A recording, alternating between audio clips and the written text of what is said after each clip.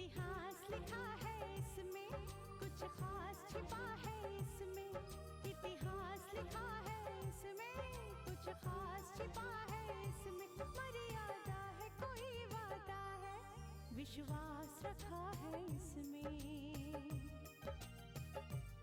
सात फेरों से मिला ये तो उपहार है, मेरा श्रृंगार है, मेरा श्रृंगार है, मेरा श्रृंगार है, मेरा श्रृंगार है। मंगलसूत्र, मंगलसूत्र, मंगलसूत्र, मंगलसूत्र, मंगलसूत्र, मंगलसूत्र,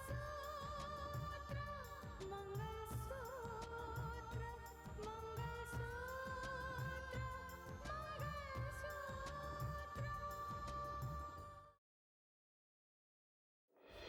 बोलो, ऐसा क्या किया है मानस ने? हजारों लोगों को दंगे की आंख में झोंकने वाले को आप ये कह रहे हैं कि क्या किया उसने? राकेश को तुम्हें बेगुनाह नहीं साबित कर पाई, लेकिन तुम्हें मैं बेगुनाह साबित करके ही रहूंगी।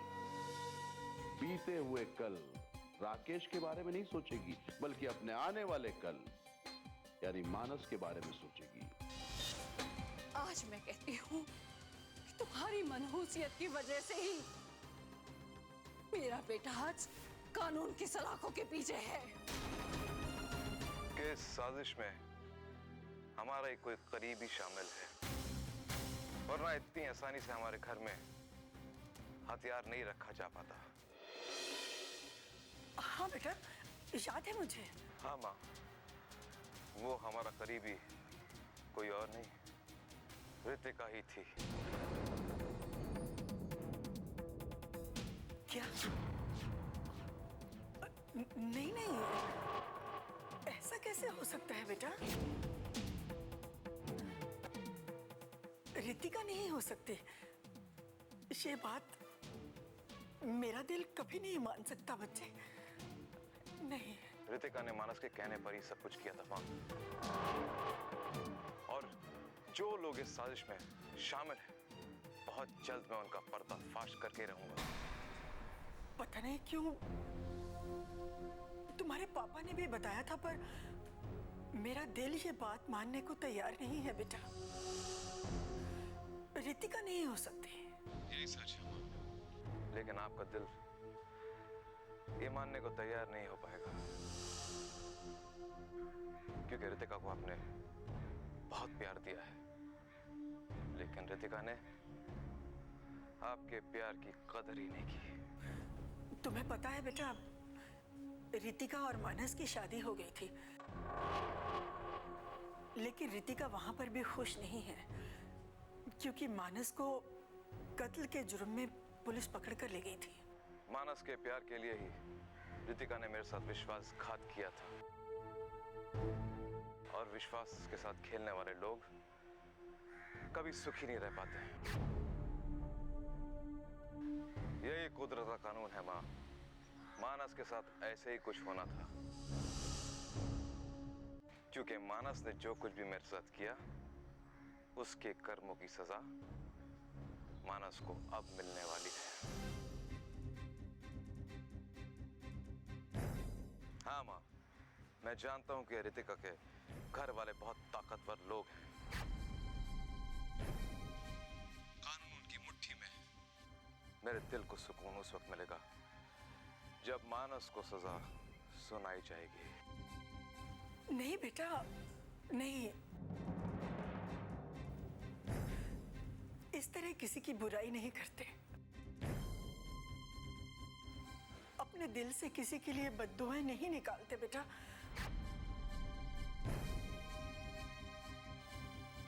लोग कहते हैं कि अगर किसी के लिए बद्दुआएं अपने दिल से निकालो तो वो लौटकर खुद को ही लगती हैं। मत बुराई करो किसी की। माँ, जो बद्दुआएं मानस और रितिका ने मुझे दी होंगी, अब वही बद्दुआएं उन्हें लौट कर लग रही हैं। अच्छा माँ, फोन रखता हूँ। बहुत बहुत जल्द तेरा बेटा तुझसे मिलने आएगा, ठीक है?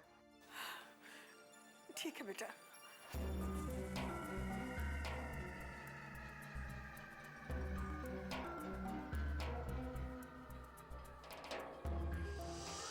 भगवान तेरा लाख लाख शुक्र है कि मेरा बेटा सही सलामत है।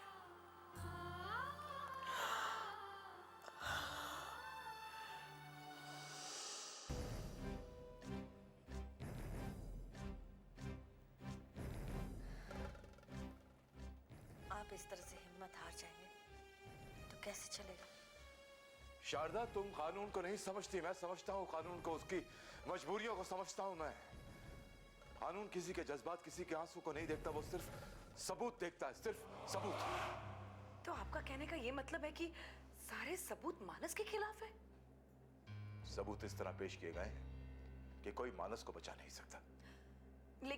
लेकिन शमशेर का तो वो बयान है, बकायदा उसने मजिस्ट्रेट के सामने कहा था कि दंगे के पीछे गुलशन का हाथ है। मानस का नाम उसने गुलशन के कहने पर लिया था। सारी बातें उलझ के रह गई हैं स्नेहा, सारी बातें उलझ गई। अब उस बयान की भी कोई अहमियत नहीं। हाय, आप कैसी बातें कर रहे हैं? मजिस्ट्रेट के सामने दिए हुए बयान की भी कोई अहमियत नहीं है? ऐसा कैसे हो सकता है? ऐसा ही है शारदा, ऐसा ही है। मरने से पहले शमशेर ने अपने मोबाइल में एक रिकॉर्डिंग की थी,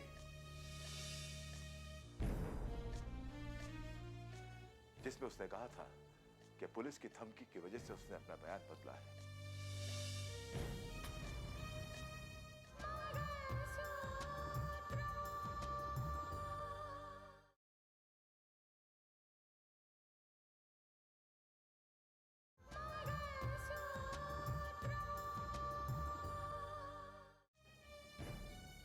पुलिस की 3rd डिग्री के डर से उसने ये झूठ कहा कि दंगों के पीछे गुलशन शाह का हाथ है,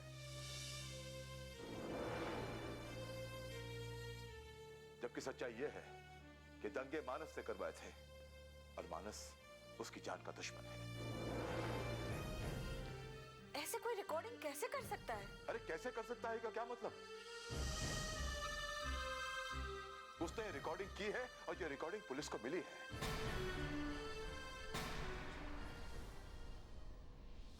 मानस को फंसाने के लिए एक चक्रव्यूह रचा गया था, जिसमें मानस पूरी तरह से फंस गया है।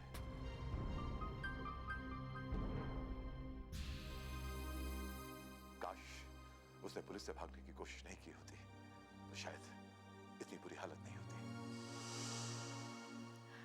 आप सच कह रहे हैं भाई जी, लेकिन रितिका को तो मानस को समझाना चाहिए था ना।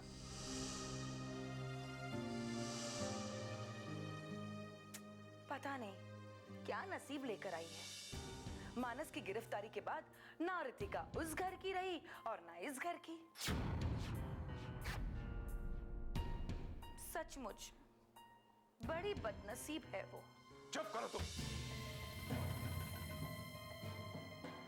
रितिका की सास जैसी भाषा मत बोलो। अब मैंने इसमें क्या गलत कहा है भाई जी? ये नसीब का खेल ही तो है जो अब तक रितिका आंसू बहा रही है। गलती मानस की है। पुलिस से भागने की क्या जरूरत थी? आग में हाथ डालोगे तो हाथ तो जलेगा ही। इसमें रितिका के नसीब का क्या कसूर है? आइंदा ऐसी बात अपने जुबान पर मत लाना। रितिका के बारे में कोई भी ऐसी वैसी बात मैं नहीं सुनूंगा।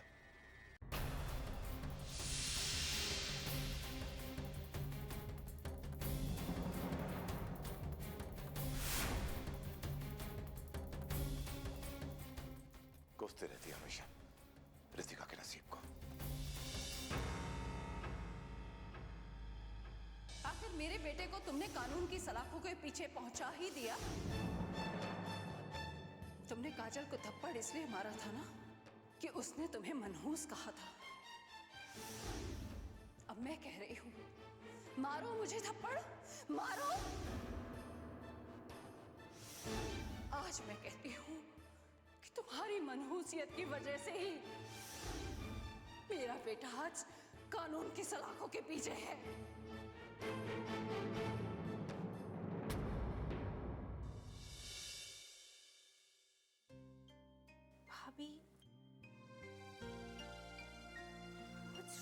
कहती हूँ भाभी, अब इतनी मायूस क्यों है?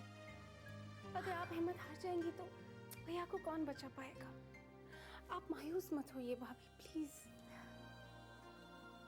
मैं कभी कभी ये सोचकर हैरान हो जाती हूँ कि ये सब कुछ क्या मेरी ही तकदीर में है? ऐसा नहीं है भाभी, तकदीर तो हम बनाते हैं ना, तकदीर को बदलना हमारे हाथों में होता है। हाँ साक्षी, अब कुछ भी हो जाए लेकिन मैं हार नहीं मानूंगी। जरूरत पड़ी तो मैं लड़ूंगी, टकराऊंगी तकदीर से, लेकिन मैं मानस को वापस लाकर ही रहूंगी, किसी भी कीमत पर, किसी भी कीमत पर। मुझे आपसे यही उम्मीद थी। तुम्हें पता है साक्षी, ये लड़ाई अच्छाई और बुराई के बीच में है, सच और झूठ के बीच में है। अब इसमें कोई मेरा साथ दे या ना दे, मुझे कोई परवाह नहीं। मैं सच के बलबूते पर इस लड़ाई को लड़ूंगी और जीतूंगी भी, तुम देख लेना। मैं यही हूं।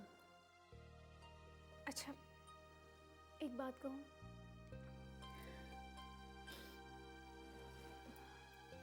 कुछ खा लीजिए प्लीज। आपने सुबह से कुछ नहीं खाया। मुझे भूख नहीं है साक्षी। भाभी, लेकिन मुझे भूख लगी है, और अगर आप नहीं खाएंगी तो मैं भी नहीं खाऊंगी। अरे फिर आपकी वजह से मैं भूखी रह जाऊंगी। अब आप ही सोच लीजिए, आपको खाना है कि नहीं खाना। ये क्या बात है साक्षी, तुम कभी कभी ना बच्चे जैसी हो जाती हो। खा लीजिए भाभी प्लीज, मेरे लिए थोड़ा सा प्लीज।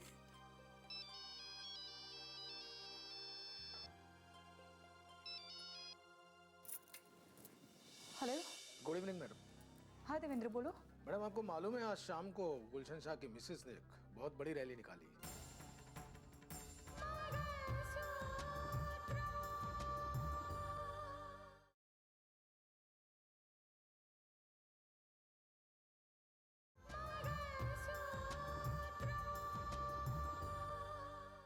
Good evening madam.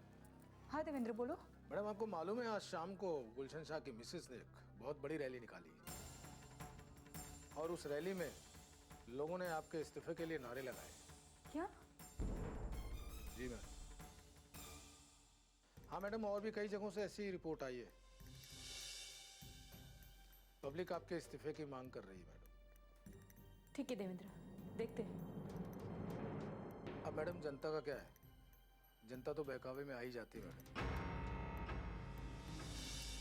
और ऐसे हालात में बेकाबू जनता को रोकने के लिए कुछ ना कुछ तो करना ही पड़ेगा मैडम। हाँ, लेकिन अब जो कोई भी कदम उठाऊंगी बहुत सोच समझ कर उठाऊंगी। ठीक है देवेंद्र, मैं बाद में फोन करती हूँ। ठीक है मैडम, ओके।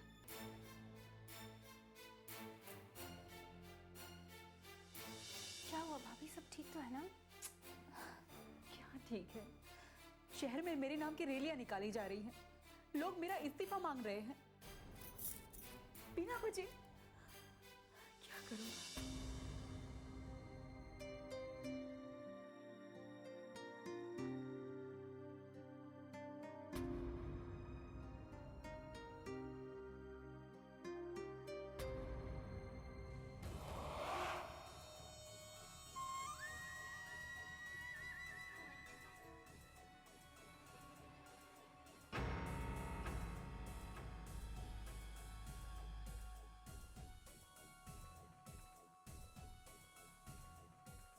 स्नेहा, तुम हमेशा ऐसी बातें क्यों करती हो जो दिल को चुभ जाती हैं? मैं सिर्फ सच कहती हूँ दीदी, लेकिन पता नहीं मेरा सच सबको क्यों चुभ जाता है।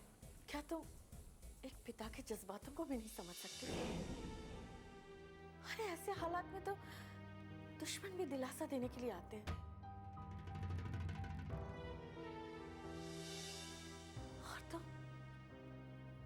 ऐसी बातें करती हो कि दिल को नश्तर की तरह चुभ जाए। बहुत पुरानी कहावत है दीदी कि सच कड़वा होता है, और जो लोग सच कहते हैं वो तो सच ही कहेंगे ना। इसका मतलब यह है कि तुम सच कह रही हो और हम सब झूठ के साथ चलने वाले। यही मतलब हुआ ना तुम्हारी बातों का? तो इसमें मैंने क्या झूठ बोला है दीदी?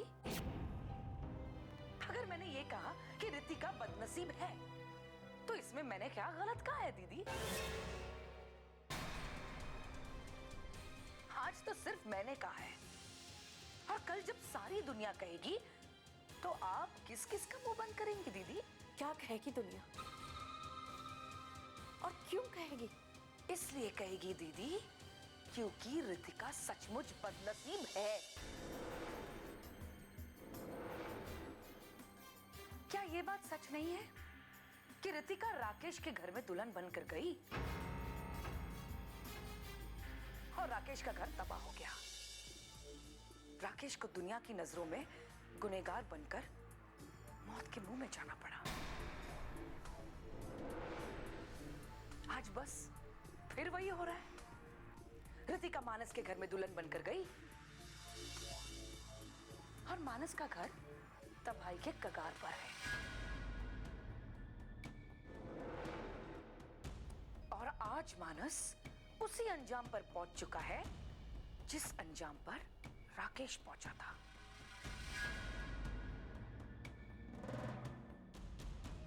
देख नहीं रही है दीदी, आज इतिहास फिर अपने आप को दोहरा रहा है।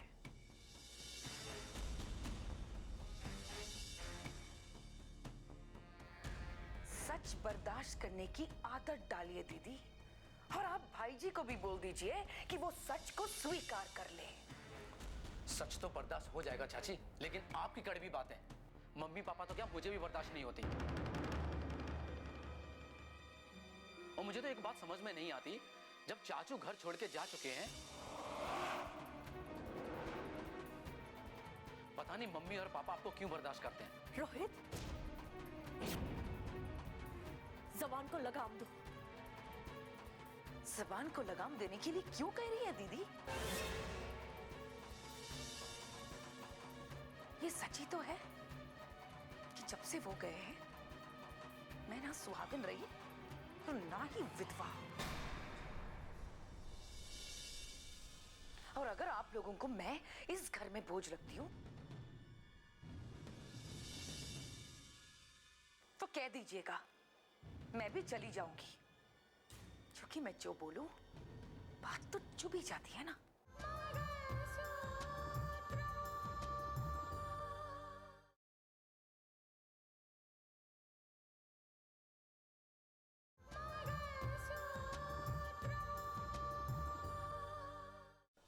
और अगर आप लोगों को मैं इस घर में बोझ लगती हूं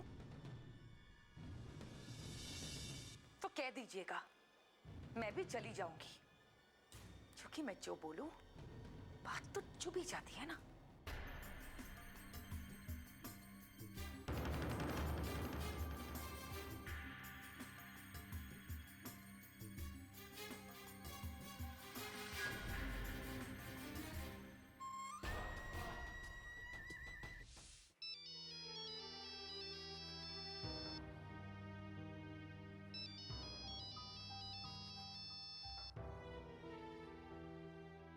हाँ जगवीर जी बोलिए। कैसे हैं जज साहब? माफी चाहता हूं, मैंने आपको इस समय फोन किया। हालांकि मैंने पहले सोचा कि आपको फोन करूं या ना करूं, कहीं सो तो नहीं गए होंगे आप। ऐसे हालातों में आंखों को नींद कहाँ रास आती है जगवीर जी? जज साहब, सोने वाले तो चैन की नींद सोते हैं, शायद दूसरे की जान जा रही हो। ये आप क्या कह रहे हैं? आपको ये तो पता ही चल गया होगा कि मानस को शमशेर के कत्ल में गिरफ्तार कर लिया गया है।